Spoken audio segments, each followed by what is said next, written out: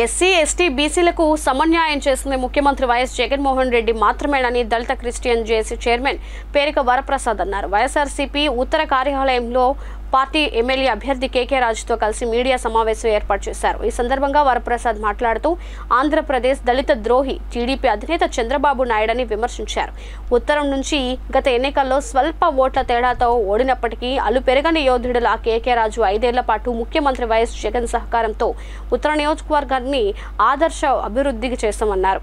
ఈ ఎన్నికల్లో ఫ్యాన్ గుర్తుకు ఓటు వేసి వైఎస్ఆర్సీపీ ఉత్తర ఎమ్మెల్యే అభ్యర్థి కేకే రాజును, విశాఖ ఎంపీ అభ్యర్థి బొత్స ఝాన్సీ లక్ష్మిని గెలిపించాలని ఆయన కోరారు.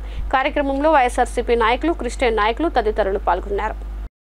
దిశ పవర్ఫుల్ సీఎంగా పేరు తెచ్చుకోవడమే కాకుండా అన్ని మతాల వారిని సమానంగా చూసుకుంటూ హిందువుల్ని, ముస్లిమ్స్ని, క్రైస్తవులకి గౌరవేతనం ఇవ్వడమే కాకుండా వాళ్ళ యొక్క పరిస్థితుల ప్రభావం, అదేవిధంగా వాళ్ళకి ఏం కావాలన్న నీటిని ముఖ్యమంత్రి గారు ఆలోచించి మొన్న లాస్ట్ అసెంబ్లీ రోజున క్రిస్టియన్స్కి బరియల్ గ్రౌండ్ కావాలని ఆయన గారు పెట్టడం జరిగింది. ప్రతి నియోజకవర్గంలో 2 నుంచి 3 ఎకరాలు. అదేవిధంగా రాజాన్న ఇప్పుడు అడిగా అన్న ఇక్కడ బరియల్ గ్రౌండ్ ఎంతవరకు వచ్చిందని, అది ఆల్మోస్ట్ ఆల్ అంతా అయిపోయింది. బరియల్ గ్రౌండ్ కొంచెం టెక్నికల్ మిస్టేక్ ఉండి అది కూడా త్వరలో పూర్తి చేస్తామని చెప్పారు. అదేవిధంగా ఇక్కడ మా పాస్టర్స్ కూడా, దైవ సేవకులు ఇక్కడ క్రిస్టియన్ కమ్యూనిటీ హాల్ కూడా కావాలని అడిగారు. రేపొద్దున మళ్ళీ గవర్నమెంట్ రాగానే ఈ నియోజకవర్గంలో క్రిస్టియన్ భవనానికి మేము కృషి చేస్తామని సభాముఖంగా తెలియజేస్తున్నాం.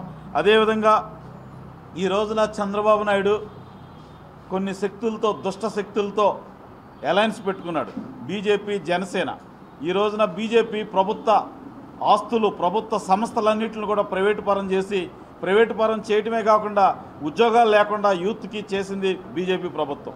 ఈ రోజున బీజేపీ ప్రభుత్వం హయాంలో 1,00,000 ఎఫ్సిఆర్ఏలు రద్దు చేసింది. ఎఫ్సిఆర్ అంటే మా బిషప్లకి, పాస్టర్లకి ఎఫ్సిఆర్ఏ నెంబర్ ఉంటే ఫారెన్ నుంచి డబ్బులు వస్తే ఆ డబ్బుల్ని ఎంతైనా వాళ్ళు ఖర్చు పెట్టుకునే అవకాశం ఉంటుంది. ఆ ఎఫ్సిఆర్ఏ బ్యాన్ చేయడం జరిగింది మోడీ గారు. ఆ విధంగా ఇతర దేశాల నుంచి డబ్బు పంపిస్తుంటే, ఇతర దేశాల నుంచి డబ్బు మీరు సంస్థలకి, క్రిస్టియన్ సంస్థలకు పంపొద్దు, మా ప్రభుత్వానికి, కేంద్ర ప్రభుత్వానికి పంపండి, మేము ఖర్చు పెడతామని అక్కడ డబ్బులు దుర్వినియోగం చేయడం.